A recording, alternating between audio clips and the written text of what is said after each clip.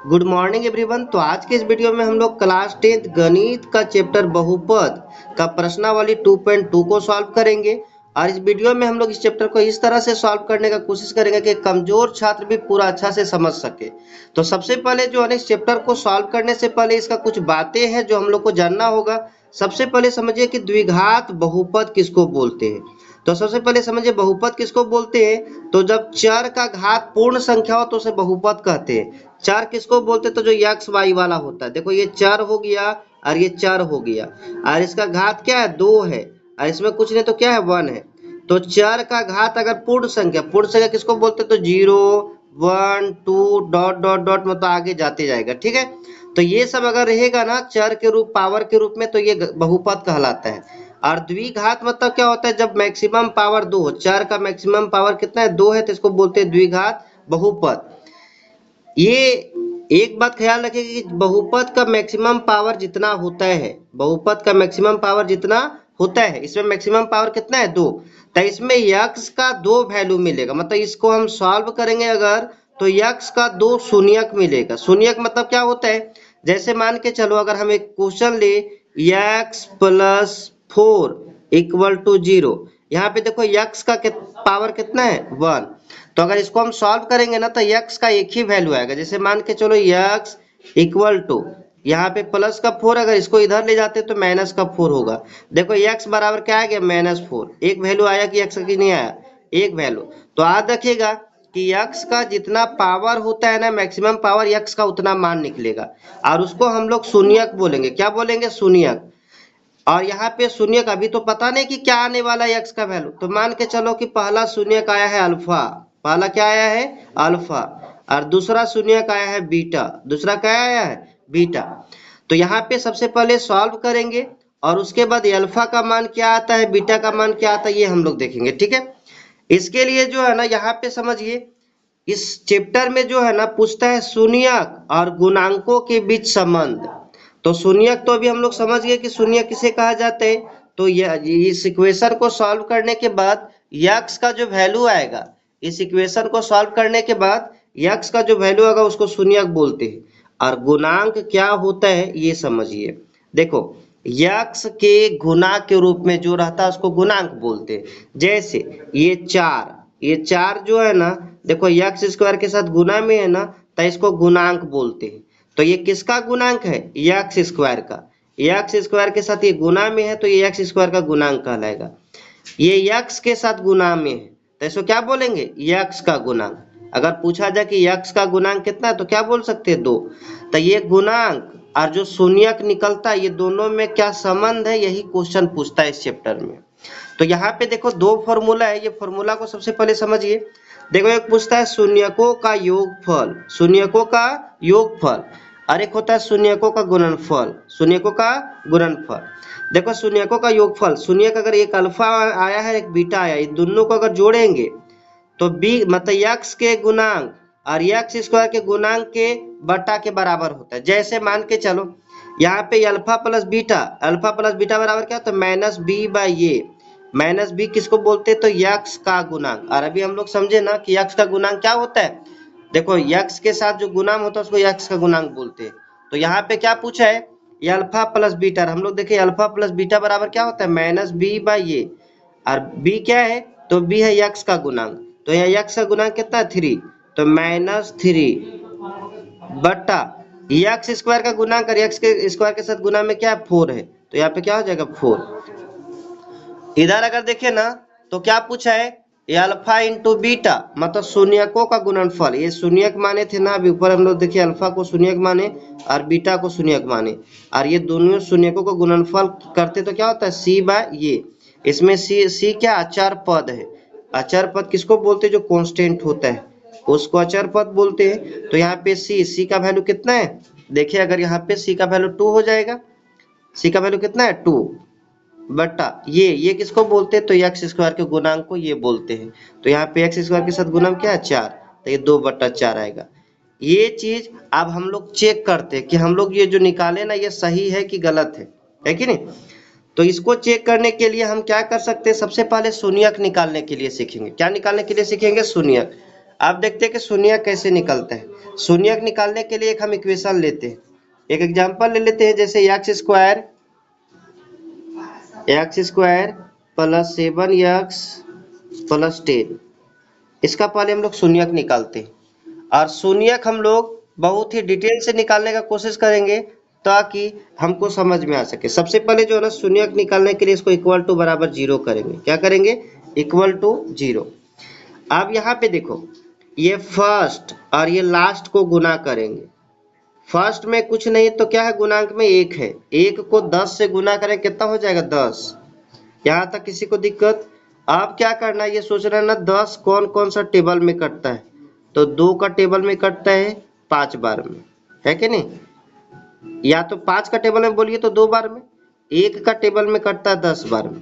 और कोई नंबर है जिससे ये 10 कटता है? तो कोई नंबर नहीं है। अब यहाँ पे करना क्या है कि ये जो बीच वाला नंबर है क्या है, 7, ये दोनों को जोड़ने से या ये दोनों को जोड़ने से या तो फिर घटाने से, मतलब प्लस करके या माइनस करके, किसी भी तरह से हमको ये बीच वाला नंबर लाना रहता है, 7 लाना है। तब बोलो, अगर ये दोनों को हम जोड़ दें, 2 और 5 को जोड़े तो 7 आएगा कि नहीं आएगा? आएगा। तो यहाँ पे जो है ना, ये एक्स स्क्वायर को एक्स स्क्वायर लिखो, और ये 7 को हम कैसे लिख सकते हैं? 2 + 5 लिख सकते हैं ना, तो ये 7 को लिख देंगे, यहाँ प्लस का चिन्ह है तो प्लस लिखो।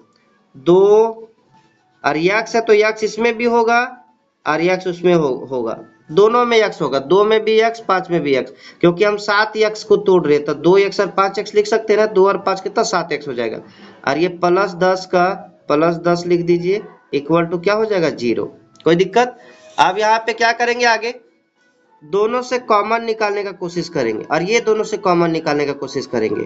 अगर ये दोनों से हम कॉमन निकालना चाहे तो x निकलेगा, क्योंकि दोनों में क्या दिख रहा है? x दिख रहा है। अगर x को हम कॉमन निकालते हैं तो देखो यहाँ x का पावर 2 है।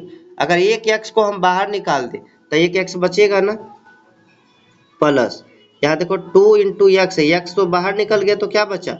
2। यहाँ फिर देखिए प्लस, ये दोनों में क्या कॉमन आएगा? तो ये 5 इसमें है और 5 इसमें भी, क्योंकि 10 को हम 5 गुने 2 10 लिख सकते हैं ना। हाँ लिख सकते हैं। तो इसमें से 5 बाहर निकलेगा, और यहाँ से देखो 5 बाहर निकल गया तो क्या बचा?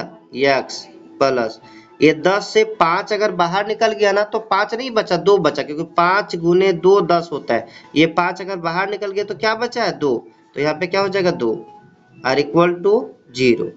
अब यहाँ पे देखो, ये दोनों में क्या होगा? कॉमन लेंगे अगर इसमें से तो क्या हो जाएगा? x + 2 दोनों साइड है तो दोनों में कॉमन ले लो। ये बाहर निकल गया तो क्या बचा? ये x, और ये इधर क्या बचा? +5। ब्रैकेट वाला एक इधर लिख देंगे, जो बचा उसको एक साथ लिख देंगे, इक्वल टू 0, है कि नहीं? अब यहाँ पे समझिए, यहाँ पे जो है ना करना क्या होगा, देखो ये x + 2 और x + 5 बराबर 0 है। मतलब आप कल्पना कीजिए, ये दोनों में से कोई एक तो 0 होगा ना, तभी ना गुना होने के बाद 0 हुआ। जैसे मान के चलो ये 7 गुने 0, तब क्या हो जाएगा? 0। या तो 0 इंटू 7 बराबर क्या हो जाएगा? 0। कहने मतलब क्या है, ये दोनों में से कोई एक ऐसा संख्या है जो 0 है, तभी ये दोनों को गुना करने के बाद 0 आया है। तो हमको तो नहीं ना पता कि दोनों में कौन सा 0 है, तो दोनों को हम 0 मान लेते हैं। एक बार मान लेंगे x + 2 बराबर 0, तो यहाँ से x का वैल्यू अगर निकाले तो क्या हो जाएगा? ये प्लस में है 2 तो उधर जाएगा तो -2, और x + 5 बराबर कितना? 0।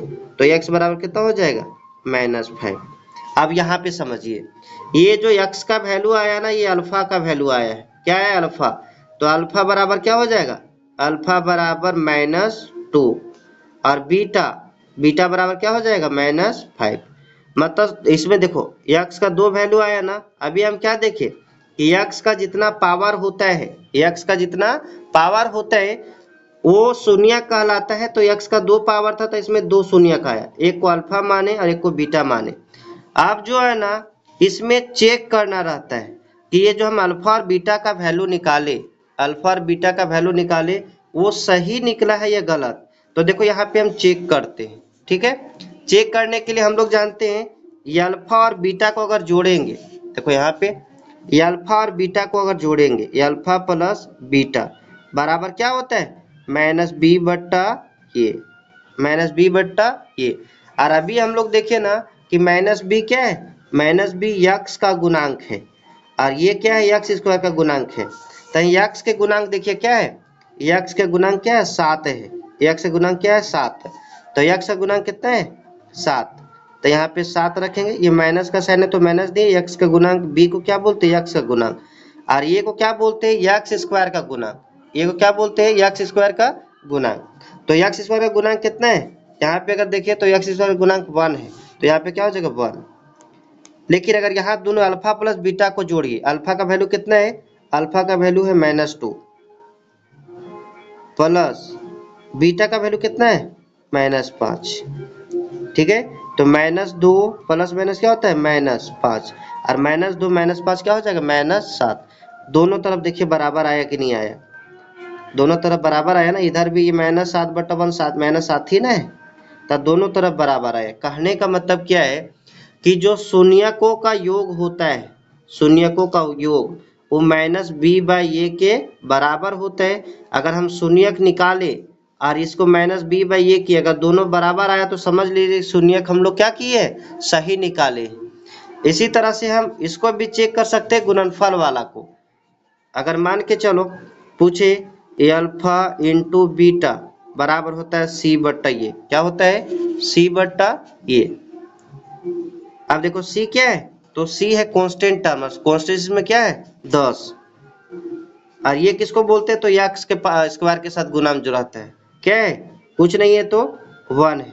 और इधर अल्फा इंटू बीटा, अल्फा कितना था -2 और बीटा कितना था -5, और -2 को 5 से गुना करेंगे 10 आ जाएगा, माइनस माइनस क्या हो जाएगा प्लस, इधर भी 10 आया और इधर भी कितना आया 10 आया, तो दोनों बराबर है कि नहीं। तो यहाँ पे देखो सबसे पहले जो है ना इसका क्वेश्चन कैसे पूछता है ये बात को हम लोग समझते हैं। देखो यहाँ पे अगर देखा जाए ना, इसमें सबसे पहले प्रश्नावली देखिए, प्रश्नावली कौन सा कब पूछा है ये बात हम लोग डिस्कस करते हैं। ये क्वेश्चन जो है ना हर बार पूछा जाता है। यहाँ पे अगर देखे ना तो प्रश्नावली देखिए 2.2 2.1 हम पहले सॉल्व कर चुके हैं। 2.2 देखिए यहाँ पे आप लोग क्लियर दिख रहा होगा। इसमें देखिए क्या पूछा है, निम्न द्विघात बहुपदों के शून्यक ज्ञात कीजिए। शून्यक मतलब अभी समझे ना कि शून्य कैसे ज्ञात होता है। अभी देखिए x का जो वैल्यू आता है ना वही शून्य कहलाता है, और शून्य ज्ञात करने के बाद शून्यकों तथा गुणांकों के बीच संबंध की सत्यता की जांच कीजिए। और अभी हम लोग जो है ना जांच करके भी देखे, अभी जांच किए ना, जैसे देखिए पहले जो है ना ये हम क्या निकाले, ये हम x का वैल्यू जो निकाले ना अल्फा बीटा, ये क्या हो गया शून्यक हो गया। और इधर जो किए ना ये जांच था, ये क्या था, ये जांच, इसको हम बोल सकते हैं ये क्या है, जांच है। तो ये जांच इसी तरह से होता है, अगर बराबर हो गया ना तो ये सत्यापित हो गया। ठीक, दूसरा देखो, दूसरा बात हम लोग को ये समझना है ना कि देखो ये कब पूछा है 2023 में, ये कब पूछा है 2024-2023 में, ये कब पूछा है 2017 में, ये कब पूछा 2019 में, ये 2013 में, ये 2009 में। कहने मतलब क्या है कि इस चैप्टर से क्वेश्चन पूछा ही जाता है, इसीलिए इस चैप्टर को हम लोग को बहुत ही अच्छा से समझना होगा। तो हम लोग नेक्स्ट वीडियो में इसका सभी क्वेश्चन को सॉल्व करेंगे। तो आज के लिए इतना ही, तब तक के लिए बाय बाय।